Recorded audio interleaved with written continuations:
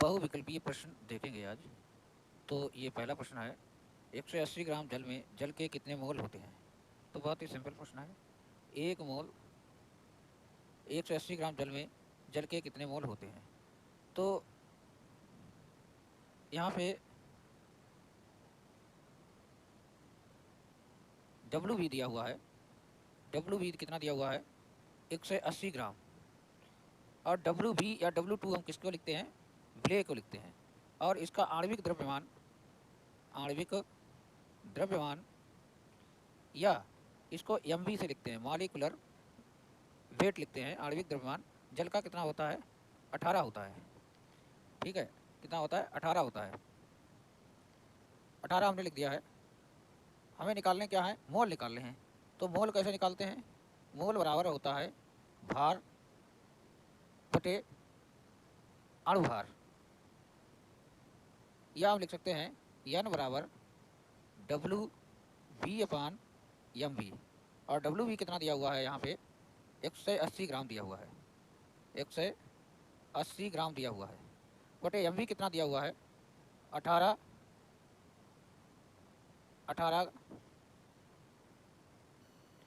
ठीक है, 18 ग्राम mole inverse इसे लिख सकते हैं। तो इसे भी यहाँ लिख देते हैं, ग्राम मोल इनवर्स लिख देते हैं। ठीक है, तो ग्राम से ग्राम काट दिया गया, 18 से 18 काट दिया गया, तो यहाँ कितना बचा? 10। मोल को ऊपर ले जाएंगे तो ये कितना हो जाएगा? मोल इनवर्स का हो जाएगा मोल। तो 10 मोल ये आ जाएंगे। ठीक है, कोई कहीं से समस्या हुई नहीं है, बहुत ही सरल सवाल था। नेक्स्ट सवाल है, अशुद्ध या शुद्ध जल की मोलरता है। ये सवाल 16 में आया है, 17 में आया है, 14 में आया है, 13 में आया है, 10 में आया है, 12 में आया है और एक बार आया है। मतलब लगातार ये प्रश्न पूछा गया है। तो अशुद्ध या शुद्ध जल की मोलरता, देखिए हम किसकी बात करेंगे यहाँ पे? 1 लीटर जल की बात करेंगे।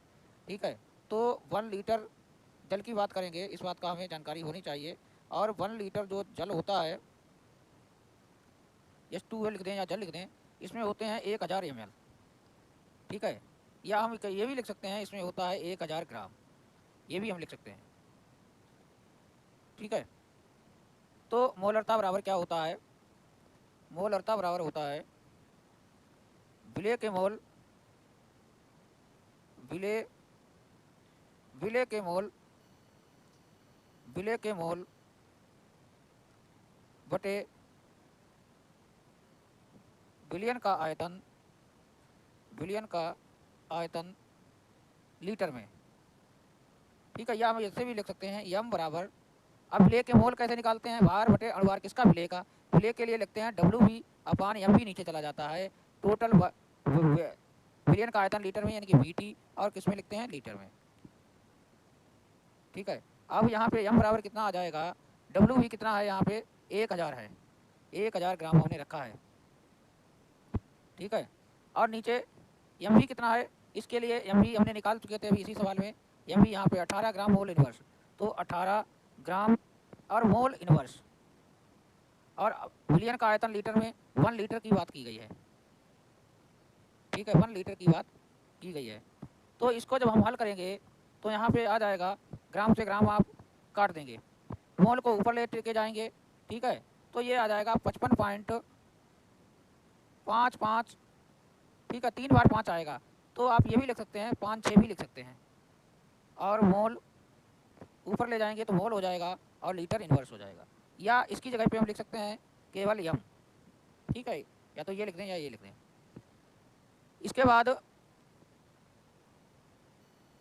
एक और सवाल है मोलरता का, तो पढ़ते हैं सवाल को। 8 ग्राम NaOH 450 मिली विलियन में घुला है, विलियन की मोलरता ज्ञात कीजिए।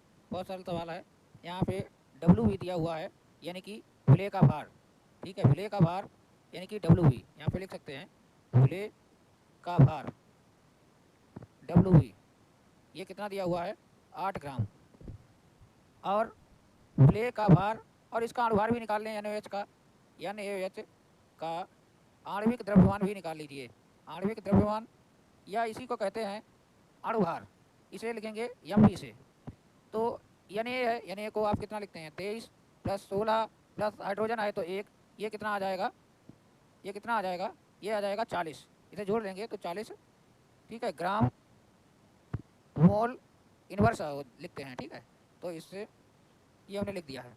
अब 450 ml विलियन में घुला है, तो विलियन का आयतन, विलियन का आयतन यानी कि वॉल्यूम, यानी कि हम वीटी की बात कर रहे हैं 450 ml, 450 ml। और 450 ml को हमें रखना किस में है, लीटर में रखना है। तो हम इसको क्या करेंगे, लीटर में बदलेंगे। तो लीटर में बदलेंगे तो 1000 से इसे कर देंगे भाग, ठीक है, 1000 से इसे कर देंगे भाग। तो यहाँ पे अब हम मोलरता बराबर लिखेंगे, यम बराबर होता है WV अपान MV इंटू VT। तो WV कितना है, यहाँ पे WV है 8 ग्राम, अपान MV कितना है, MV है 40 ग्राम मोल इनवर्स, ठीक है, मोल इनवर्स। और यहाँ पे अगर इसे हम भाग दे दें तो 0.450 लीटर ये आ जाएगा वॉल्यूम, ठीक है, ये आ जाएगा वॉल्यूम। ये 8 ग्राम भार था, ठीक है। तो ये ग्राम से ग्राम काट देंगे, मोल लीटर इनवर्स आ जाएगा। और यहाँ पे 4 दूनी 8 1 8, 8 पंचे 40, यहाँ पे 5 आ जाएगा। और यहाँ पे इसे गुणा कर लेंगे, इसके बाद 1 से भाग दे देंगे। तो यहाँ पे ये आ जाएगा 0.444। और ये मोल जो है ऊपर जाएगा तो इनवर्स खत्म हो जाएगा और लीटर इनवर्स हो जाएगा। या हम इसे यम से भी लिख सकते हैं, या यम से भी मोलर से भी दिखा सकते हैं, ठीक है। तो इतना आ जाएगा। नेक्स्ट सवाल है 5 मिलीग्राम NaCl प्रति लीटर होता है, किसके बराबर होता है। तो इसका यही विकल्प सही है, 5 ppm, इसको ध्यान रखेंगे, ठीक है, 5 ppm लिख सकते हैं इसको। तो यही विकल्प पहला सही हो जाएगा। अगला सवाल है सर्वाधिक क्वथनांक प्रदर्शित करने वाला जलीय विलयन है, ठीक है, सर्वाधिक क्वथनांक प्रदर्शित करने वाला जलीय विलयन है। तो यहाँ पे दिया हुआ है ए में क्या दिया हुआ है 0.015 यम ग्लूकोज दिया हुआ है। अब ग्लूकोज आप लोग जानते हैं ये इलेक्ट्रोलाइट होता नहीं है, ठीक है। तो इसमें जो आयनों की संख्या होगी, अणु संख्या होगी, वो उतनी ही रहेगी जितने हम लेते हैं। 1 लिया है तो 1 रहेगा, 2 लिया है तो हम 2 ही रहेंगे, इतनी ही मात्रा रहेगी। बी में हमने क्या लिया है 0.01 यम KNO3। KNO3 जो होता है ये टूटता है K प्लस में और NO3 माइनस में, मतलब एक आयन इसके का बनता है और एक बनता है इसका। तो इसके यहाँ पे प्राप्त हो जाते हैं हमें 2 मोल, ठीक है। और इसके बाद सी की बात करें 0.015 यम, ठीक है। तो यहाँ पे हमने तीसरे नंबर पे लिया है यूरिया, और यूरिया भी नॉन इलेक्ट्रोलाइट होता है, जितने आप मोल लोगे उतने ही मोल इसके रहते हैं, ये आयनों में नहीं टूटते हैं, ठीक है। तो इसके बाद हम लेते हैं डी को है 0.01 यम Na2SO4।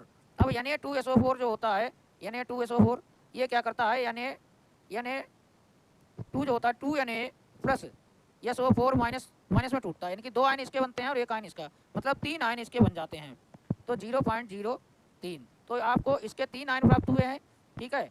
संख्या से मतलब है क्वथनांक सर्वाधिक कौन प्राप्त करेगा, जिसके आयनों की संख्या सर्वाधिक होगी। तो इसके 3 प्राप्त हो रहे हैं, ठीक है, 3 गुना हो गया है, यहाँ पे उतना ही रहा है, यहाँ पे 2 गुना हुआ है, यहाँ पे उतना ही रहा है। तो सबसे ज़्यादा आयनों की जिसकी संख्या होगी वही क्वथनांक सर्वाधिक प्रदर्शित करेगा, यानी कि इसका ऑप्शन जो है आपका डी वाला सही हो जाएगा। यदि 1000 ग्राम विलायक में 18 ग्राम ग्लूकोज मिले है तो विलयन कहा जाता है। ये 2018 में आया है। ए में 1 मोलर और बी में 0.1 मोलर। विकल्प और भी थे, हमने 2 ही विकल्प लिए हैं इसमें। तो देखिए सबसे पहले मोलर की बात की गई है, तो इसका मतलब ये है आपको मोलरता ही निकालना है इसमें, ठीक है। तो यहाँ पे WA या W1 लिखें, विलायक को 1000 ग्राम लिया है, 18 ग्राम ग्लूकोज मिले है, ठीक है। तो इसको हम लिख सकते हैं 1000 ग्राम, या 1000 इसको ml भी लिख सकते हैं, या हम इसको 1 लीटर भी लिख सकते हैं, ठीक है। और यहाँ पे WB जो है वो कितना है 18 ग्राम है। अगर इसका MB देखें, MB तो MB कितना हो जाएगा, ग्लूकोज का आणविक द्रव्यमान जो होता है 180 होता है, चाहे निकाल के देख लें या इसका ध्यान रखें आप, ठीक है। और हमें पता क्या करना है, मोलरता पता करना है। तो मोलरता बराबर हमें सूत्र पता है WB अपान MB और क्या BT और इन लीटर लिख दो, ठीक है। हम वैल्यू रख लेंगे, वैल्यू रख लेते हैं, कितना आ जाएगा, वैल्यू रखते हैं तो आ जाएगा WB कितना है, WB है कितना, WB देख सकते हैं यहाँ पे 18 ग्राम है, तो 18 ग्राम हम यहाँ पे रख लेंगे।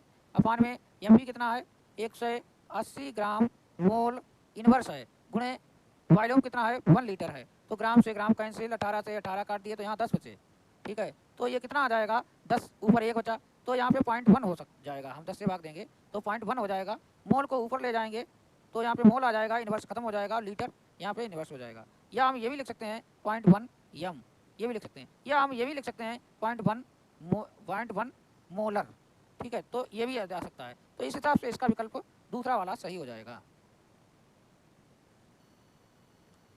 90 ग्राम जल में 1.8 ग्राम ग्लूकोज का मोल प्रभाज है, ठीक है। तो यहाँ पे शुरू करते हैं, इसको मोल प्रभाज निकालना है। यहाँ पे H2O लिया गया है और ग्लूकोज है, दो चीज़ों का को घोला जा रहा है आपस में। यहाँ पे आप W1 देख लें कितना है, W1 क्या हो जाएगा 90 ग्राम, ठीक है, 90 ग्राम। और इधर W2 कितना है 1.8 ग्राम, ठीक है। यहाँ पे यम1 कितना हो जाएगा, यानी कि बार इसका कितना होगा, जल का 18 ग्राम, 18 ग्राम कितना होता है जल का, हमें पता है 18 ग्राम मोल इनवर्स। और इधर क्या है ग्लूकोज का हमें पता है होता है 180 ग्राम मोल इनवर्स, ठीक है। हम सबसे पहले मोल प्रभाज निकालने के लिए क्या निकालना पड़ेगा, मोल निकालने पड़ेंगे। तो किसके मोल निकालेंगे, पहले इसी के मोल निकालेंगे। तो भार बटे अणुभार या आणविक द्रव्यमान होता है, ठीक है। तो भार यहाँ पे कितना है 90 ग्राम है, और यहाँ पे अणुभार कितना है 18 ग्राम मोल इनवर्स है। 9 एकम 9, 9 दूनी 18, ग्राम से ग्राम कैंसिल, ऊपर बचा 1, 2 पंचे 10। तो N1 बराबर 0.5 मोल को भेज दो ऊपर, तो हो गया मोल, ठीक है। तो 0.5 मोल इधर ये निकल के आ गया है। इसके बाद इसके मोल निकाल लेते हैं। तो 1.8 ग्राम बटे 180 ग्राम मोल इनवर्स, ग्राम से ग्राम काट देते हैं, पॉइंट से पॉइंट हटा के 0 बढ़ा लेते हैं। 18 एकन 18, यहाँ 100 बचे। तो बात ये आ गई है कि N2 कितना हो जाएगा 0.01 मोल, ठीक है। ये दोनों मोल आ गए हैं। अगर हम Nt निकालें, मतलब कुल मोल निकालें Nt बराबर, तो N1 प्लस N2, और N1 कितने हैं 0.5 हैं, प्लस N2 0.01 है। तो ये आ जाएगा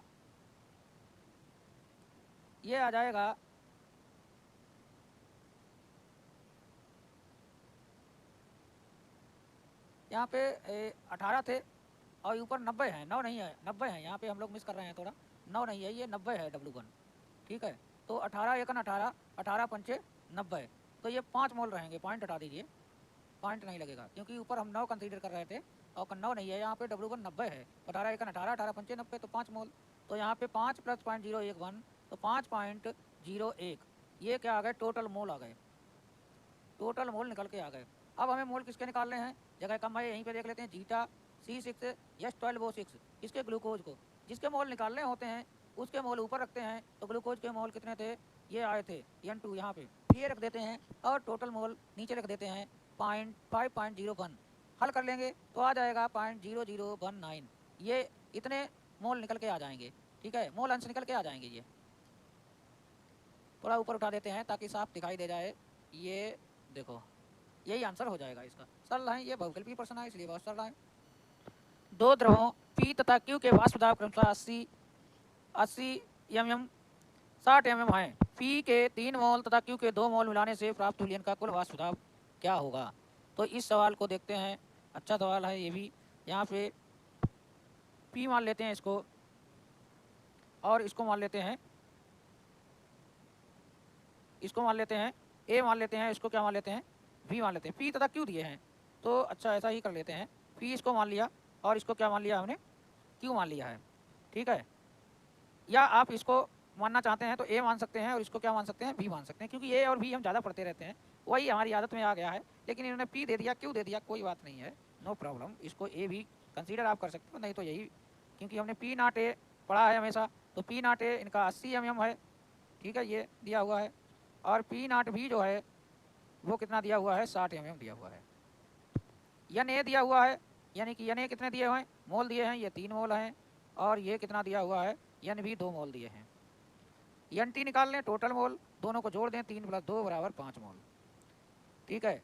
तो अभी हम मोल अंश निकाल रहे हैं, ठीक है। तो zeta number of moles A के निकाल रहे हैं, तो Na/Nt, A के मोल कितने हैं 3/5, ठीक है। इसी प्रकार से मोल अंश जो निकालेंगे वो हम V के भी निकाल रहे हैं। तो ये कितना आ जाएंगे, इसके 2 मोल थे, तो 2/5, ठीक है। अब हम यहाँ पे लिखेंगे, थोड़ा सा ध्यान दे देंगे हम लोग, PT बराबर, और PT बराबर हमने पढ़ा था राहुल कला में तब हमने सेकेंड कंडीशन पढ़ी थी, ठीक है, P naught A zeta A plus P naught B zeta B, ये कंडीशन हमने पढ़ी थी, ठीक है। तो पी नॉट ए कितना दिया हुआ है, 80 दिया हुआ है, और जीटा ए 3/5 आया था, ठीक है, प्लस पी नॉट भी 60 दिया है, यहाँ देख सकते हैं, और जीटा भी 2/5 दिया है, तो 2/5 दिया है। इसको हम हल करेंगे, कैसे हल करेंगे, यहाँ 5 से काट देते हैं, 5 एकन 5, 5 एकन 5, 5 चक्का 30, 16 पंचे 80 होता है, 5 एकन 5, और यहाँ 12 आ जाएगा, 12 पंचे 60 होता है। अब यहाँ 16 बचा है, 16 48 प्लस 12 दूनी 24, तो यहाँ पे पी टी बराबर हो जाएगा 48 प्लस 24, तो पी टी बराबर हो जाएगा 72 एम या 72 मिलीमीटर, ठीक है। तो इस सवाल को भी हमने कर लिया है। अगला प्रश्न है, निम्नलिखित में से कौन सा अणुसंख्यक गुणधर्म है। अणुसंख्यक गुणधर्म 5 होते हैं। पार्श्वताप का अपेक्षिक अवनमन नंबर 1, नंबर 2 क्वथनांक का उन्नयन, नंबर 3 हिमांक का अवनमन, नंबर 4 परासरण दाब, ये परासरण दाब आ गया, यानी कि ये क्या है, अणुसंख्यक गुणधर्म है। नंबर 5 बांटा फैक्टर, ये भी नहीं होता है, ये भी नहीं होता, ये भी नहीं होता, केवल यही होता है, तो इसका आंसर आ गया, बस केवल देखना था हम लोगों को। अगला सवाल है, निम्नलिखित में से कौन सा गुण अणुओं की संख्या पर निर्भर नहीं करता है, ठीक है। तो कहने का मतलब कौन सा अणुसंख्यक गुणधर्म नहीं है, ये कह रहा है, तो देखते हैं। इसमें परासरण दाब, ये तो अणुसंख्यक गुणधर्म होता है, बाष्प दाब ये भी होता है, ये हिमांक का अवनमन ये भी सही है, इसमें भी ये पृष्ठ तनाव आया है, तो यही इसका गलत आंसर, सही आंसर है, यही सही आंसर है, कौन सा नहीं है, तो यही नहीं है, ठीक है। तो इसके बाद प्रश्न अगला देखते हैं, निम्न में से कौन सा विलयन अणुसंख्यक गुणधर्म नहीं है, तो पृष्ठ तनाव ही इसका सही आंसर है, ठीक है। हिमांक का अवनमन और ये तो सब होते हैं, इसका नहीं है, तो ये नहीं है पृष्ठ तनाव, तो ये बहुत ही सिंपल सवाल है, हम लोग पढ़ लिए हैं। हिमांक का अवनमन का अवनमन सीधा समानुपात दर्शाता है, ठीक है। हिमांक का अवनमन सीधा समानुपात किसके साथ दिखाता है, तो ये प्रश्न जो है इसका आंसर क्या होगा, ये भी थ्योरेटिकल ही सवाल है, हमने पढ़ा था जब हिमांक का अवनमन, तो वहाँ पे क्या था, डेल्टा टी एफ समानुपाती था किसके, यम के, और यम यहाँ पे क्या था बच्चों, यम यहाँ पे मोललता था, ठीक है। और हमने क्या किया था, डेल्टा टी एफ ये समानुपाती का चिन्ह हटाए थे, तो के एफ लाए थे और यम हो गया था, तो इसे हमने कहा था के एफ को अवनमन स्थिरांक, ठीक है, हिमांक का अवनमन स्थिरांक, या इसे हमने कहा था मोलल, क्या कहा था बच्चों, ध्यान होगा, मोलल अवनमन स्थिरांक, या हमने इसको कहा था क्रायोस्कोपिक स्थिरांक। दरअसल आपको अणुसंख्यक गुणधर्म बहुत इंपॉर्टेंट है, इन्हें हर हाल में पढ़ना चाहिए। यहाँ पे तो आपसे यही पूछा गया है, डेल्टा टी एफ क्या है, हिमांक का अवनमन है, ये हिमांक का अवनमन है ये, और ये किसके समानुपाती है, मोललता के, तो ये विलायक की, तो ये क्या हो गया है, यहाँ पे थोड़ा ध्यान देना है, ये दोनों ऑप्शन दिए हैं मोललता के, विलायक की मोललता या विलयन की मोललता, तो ये विलायक की मोललता नहीं होगा, यहाँ पे विलयन की मोललता होगा, ठीक है, क्योंकि ये विलयन की मोललता में कमी आती है, ना कि विलायक की मोललता में, ठीक है। एक ऑप्शन नहीं है, ये देख के लगाना है, दोनों जगह मोललता दिया हुआ है, तो विलयन की मोललता यहाँ पे कम होती थी, ये हमने देखा था, ठीक है। तो सरल सवाल है, थ्योरी अगर क्लियर है तो आज आसानी से हो जाएगा। नेक्स्ट वाला है, निम्न में से सर्वाधिक परासरण दाब वाला यौगिक है, तो 1M NaCl, ठीक है। तो 1M NaCl इसका मतलब क्या है, तो यहाँ पे 1M NaCl, यानी कि Na जो Cl है, Na प्लस और Cl माइनस में टूटता है, तो यहाँ पे मोलरता जो होगी टोटल बाद में जो होगी वो 2M होगी, ओके। अगर V की बात करें तो V में 1M दिया हुआ है, ठीक है, तो ये क्या है, BaCl2 है, तो ये क्या है, Ba plus Cl2 Cl minus, तो ये इसके 3M मोलरता हो जाएगी, 3M, इसके आयनों में टूट जाते हैं। इसी प्रकार से जो C है 1M NH4 का होल थ्राइज PO4, तो इसके आ जाएगी, ये इसके 4 मोल प्राप्त हो जाएंगे आपको, 4M मोलरता होगी इसकी। और D वाला है Na2SO4, इसके 3 मोल, यहाँ पे 3M लिख सकते हैं आप, 3 आयन प्राप्त होंगे, ठीक है, Na2 यानी कि 2Na plus SO4 minus minus, ठीक है। तो यहाँ पे सबसे सही आंसर क्या होगा, 4M, सर्वाधिक परासरण दाब किसका होगा, 4M का।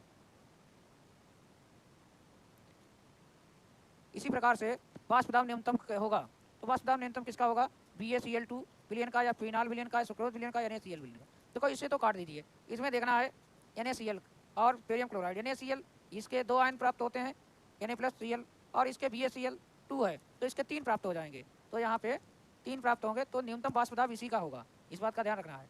ठीक है, इसके 2 आयन प्राप्त हो रहे हैं और इसके 3 हो रहे हैं, और वाष्प दाब न्यूनतम भी इसी का होगा। तो ये थोड़ा ध्यान देने वाली बात है। इसको देखते हैं, निम्न में सर्वाधिक किसका जलीय विलयन क्वथनांक सर्वाधिक होगा। ये ग्लूकोज है, ये तो नॉन इलेक्ट्रोलाइट, इसको हटा दीजिए। सुक्रोज को भी हटा दीजिए। NaCl और CaCl2 में ले लीजिए। NaCl इसके 2 आयन प्राप्त होंगे, और इसके कितने आयन प्राप्त होंगे, 3 आयन प्राप्त होंगे। तो सबसे ज़्यादा इसके आयन होंगे, उसी का क्वथनांक भी अधिक होगा। ठीक है, तो इसी का यही आंसर सही हो जाएगा। ये भी सवाल आया है 2017 में। अब अगला सवाल दिया गया है, किस सूत्र द्वारा मोलल उन्नयन स्थिरांक Kb की गणना की जा सकती है। तो Kb बराबर, कौन सा इसमें सूत्र सही है, तो Kb बराबर m इंटू डेल्टा टी गुणे W अपान 1000 इंटू स्मॉल w। तो यही सवाल सूत्र सही है। ठीक है, इसमें 4 विकल्प थे, हमने 2 हटा दिए हैं क्योंकि सही है भाई, आपको पता है तो हम निकाल लेते हैं। इसके बाद इसमें एक सवाल ये है, निम्नलिखित विलयनों में सर्वाधिक परासरण दाब है। तो सर्वाधिक परासरण दाब वही बात है, आप देखेंगे आयनों में कौन कितना तो है। यहाँ पे इसके 2 आयन प्राप्त हो रहे हैं, 2m लिखेंगे। इसके यहाँ पे 4 आयन प्राप्त हो रहे हैं तो 4m लिखेंगे। यहाँ पे 3m लिखेंगे, BaCl2 में टूटेगा ये, और ये नहीं टूटता है। तो आप देख रहे हैं इसका सही आंसर कौन सा हो जाएगा, सी। सर्वाधिक परासरण दाब इसी का होगा क्योंकि इसी के सबसे ज़्यादा आयन प्राप्त हो रहे हैं यहाँ पे बाद में। निम्नलिखित विलयनों में से परासरण दाब सर्वाधिक होगा। तो ये तो वही सवाल दोबारा लिख लिया है हमने शायद, चलिए इसको छोड़ते हैं। ये सवाल है, स्प्रिट के नमूने में एथेनॉल 90% है, एथेनॉल के मोल प्रवाह होंगे। तो इसको आप लोग करेंगे, ये हमने किया नहीं है, सरल सवाल तो सरल है। एथेनॉल दिया है, यानी कि एथेनॉल, और एथेनॉल यहाँ पे कितना दिया है, 90 ग्राम दिया है। ठीक है, और C2H5OH है, तो इसका अणुभार कितना होगा, इसका अणुभार निकालेंगे तो 56 हो जाएगा। ठीक है, 56 हो जाएगा। और अगर इसके मोल निकालेंगे तो मोल बराबर कितने हो जाएंगे, भार बटे अणुभार हो जाएगा। ठीक है, तो भार कितना है इसका, भार है 90 बटे अणुभार 56, सही है। और फिर जल के निकाल लेंगे मोल आप लोग। ठीक है, फिर टोटल मोल यानी कि NT निकाल लेंगे। फिर एथेनॉल का मोल प्रवाह निकालना है, तो एथेनॉल के मोल प्रवाह आप निकाल लेंगे, जिसके निकालने होते हैं नंबर ऑफ मोल C2H5OH ऊपर रख लेना, अपन टोटल मोल रख लेना, और निकल के ये आंसर आ जाएगा। और आप लोग स्वयं देखेंगे कौन सा विकल्प इसमें सही है। ठीक है, चलिए ये 20 विकल्प हैं, इसी में से लगातार सवाल पूछे जाते रहे हैं। धन्यवाद।